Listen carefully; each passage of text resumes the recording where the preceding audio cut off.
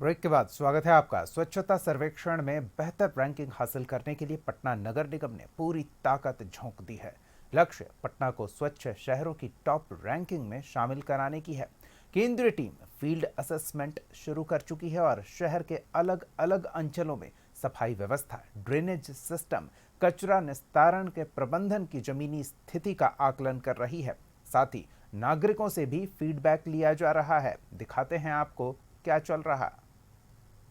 स्वच्छता की बात होती है तो सबके जहन में इंदौर आता है, जो कई सालों से स्वच्छता रैंकिंग में देश में पहले नंबर पर है। दूसरे शहरों के लोग इंदौर से तुलना भी करते हैं। महानगर बनने की तरफ कदम बढ़ा रहे पटना के निवासी भी शहर को साफ सुथरा देखना चाहते हैं। पिछले कुछ सालों में व्यवस्था काफी बदली है। मुख्य सड़कें साफ सुथरी दिखती हैं। सड़क किनारे दीवारों पर अच्छी पेंटिंग्स भी हैं, जिससे शहर की तस्वीर बदलती हुई दिखती है। लेकिन बेहतरीन प्रदर्शन के लिए अभी काफी कुछ किया जाना बाकी है। कहा यह भी जा रहा है कि देश में स्वच्छता रैंकिंग शुरू होने के बाद शुरुआती सालों में पटना का प्रदर्शन बेहद अच्छा था, लेकिन अब सफाई में काम आने वाले उपकरण भी बर्बाद होने लगे हैं। पटना की जो स्वच्छता सर्वेक्षण की टीम जो बाहर से दिल्ली से आ रही है, निश्चित तौर से जो तैयारी को लेकर के संवेदनशील रहा है पटना नगर निगम, उसमें कमी तो दिख रही है। राजनीतिक इच्छा शक्ति की भी कमी दिख रही है, नेतृत्व में गिरावट आया है और संसाधन का अभाव है। तो निश्चित तौर से एक आम शहरी होने के नाते, पटना नगर निगम के पार्षद होने के नाते भी और पूर्व सशक्त अस्थायी समिति के सदस्य होने के नाते हमारी चाहत तो जरूर होती है कि शहर बेहतर से बेहतर करे। लेकिन उसके लिए जो हम लोगों ने पिछले 5-7 सालों में जो हम लोगों ने इंफ्रास्ट्रक्चर डेवलप किए, जिसके परिणाम हुए कि देश के जो सबसे गंदे शहरों में ये पटना नगर निगम शुमार हुआ करता था, इधर के दिनों में एक पटना नगर निगम देश के स्वच्छ शहरों में शुमार होने लगा।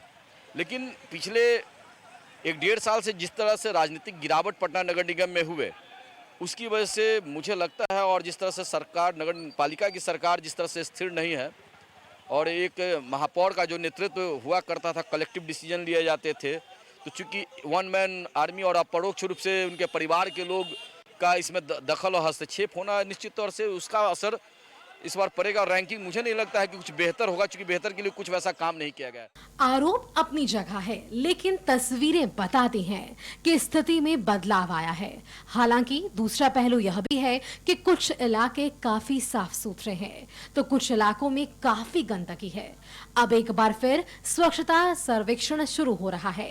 इस बार स्वच्छ सर्वेक्षण की मूल्यांकन प्रक्रिया को ज्यादा व्यापक और प्रभावी बनाया गया है। अब पूरे साल नागरिकों से फीडबैक लेने की व्यवस्था लागू की गई है, जिससे शहरों की स्वच्छता व्यवस्था का लगातार आंकलन संभव होगा और सर्वे टीम कई सवाल पूछेगी। 10 लाख से ज्यादा आबादी वाले शहरों में स्वच्छता के मामले में पटना 21वें स्थान पर था। मेयर ने इस साल टॉप 10 में शामिल होने की उम्मीद जताई है, साथ ही लोगों से सहयोग की अपील की है। मैं पहले से तो बहुत अच्छा हुआ है। पहले जब मैं आई थी तो 324 था, लेकिन अब 24 हुआ है और हम चाहते हैं कि पटना पहले से स्वच्छ हुआ है और इसके लिए हम लोग लगातार सफाई में लगे हुए हैं कि पटना और अच्छा मिले और हम लोग को पॉइंट भी अच्छा हो। और आप लोग जल्द हम लोगों को फीडबैक दें अपना, और पटना को हम लोग चाहते हैं कि फर्स्ट तो नहीं मिलेगा, फिर 4 पर हम लाना चाहते हैं।